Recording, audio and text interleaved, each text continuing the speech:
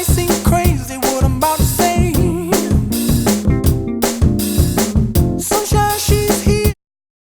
Hello guys, today we are going to do some watercolor washes. This is something every watercolor artist needs to know. This is the place every watercolor artist starts.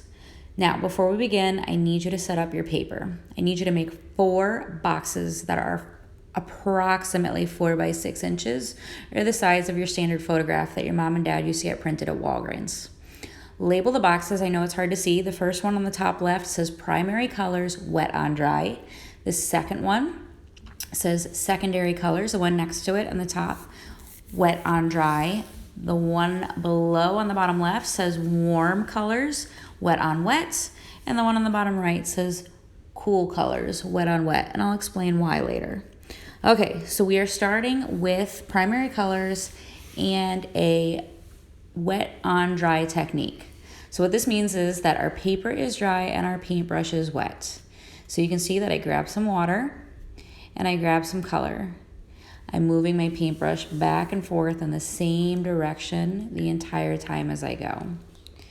If you don't like the color that you're getting, just add more. If you feel like your color is too bright, add more water. So you can see right there I wanted a little bit more color, so I added some more color. I was not there because I didn't want to.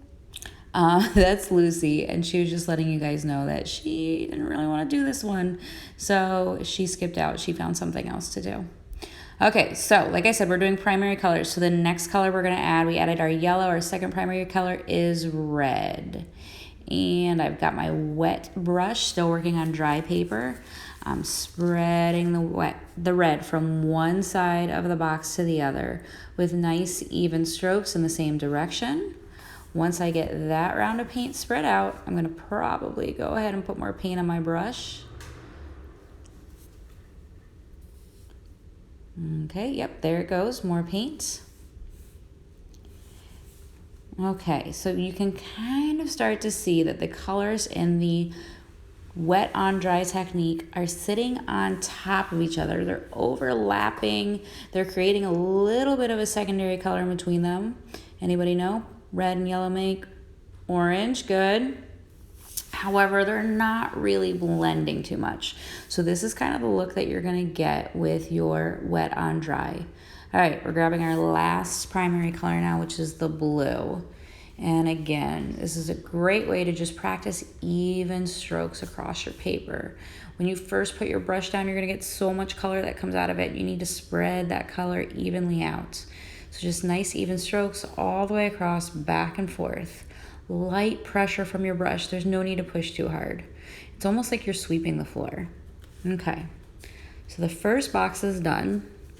And again, you want to overlap your colors, but if it's not blending too much, that's okay. That's what you get with a wet on dry technique. We're going to try it again now with the secondary colors. All right, go ahead and follow along. I'm going to kind of quiet down and let you watch and paint as we do our secondary colors now, which are going to be orange, purple, and green.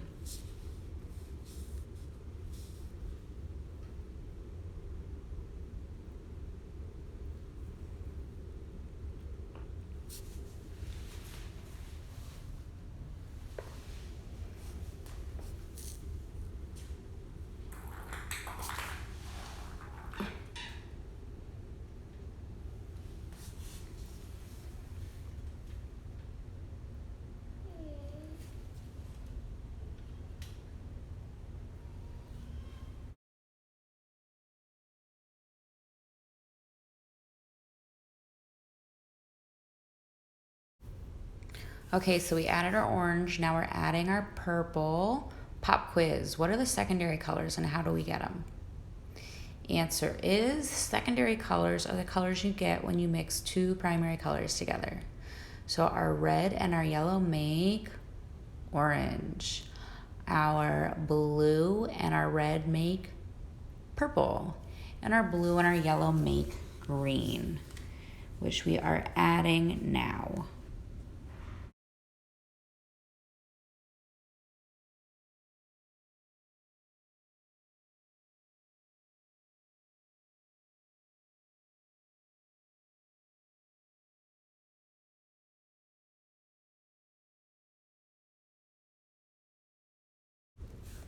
Okay, so that is our wet on dry, wet brush, dry paper. Now what we're gonna try is wet on wet. So what does that mean? Wet brush, wet paper.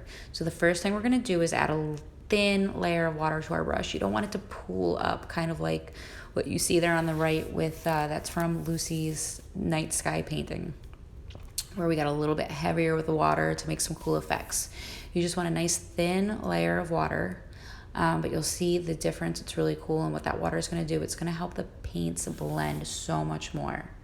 So again, it's wet on wet, so you want a wet brush. Once you wet the paper, you want a wet brush to apply the paint.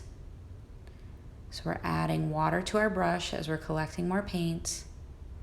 We just did the yellow, and now watch what happens when we add the orange. We're working with warm colors now. Our warm colors are gonna be our yellows, oranges, and reds. So look at the difference there. See how the one color is blending into the next. The water's just helping those two colors come together. It's like a matchmaker for the colors. Nothing else has changed as far as the pressure of the brush stroke, the amount of paint that we're using. The only thing we changed is we added water to the paper before we added our color. Okay, now watch what happens with the red. Same thing.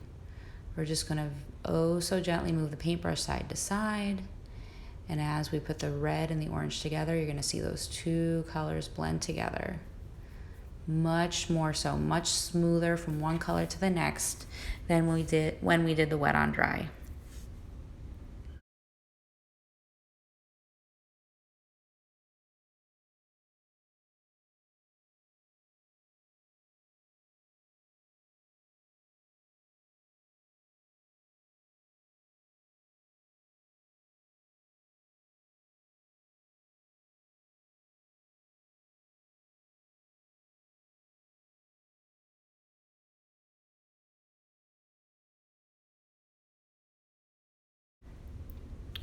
Okay, now we're gonna finish up with cool colors. Our cool colors are blue, purple, and green.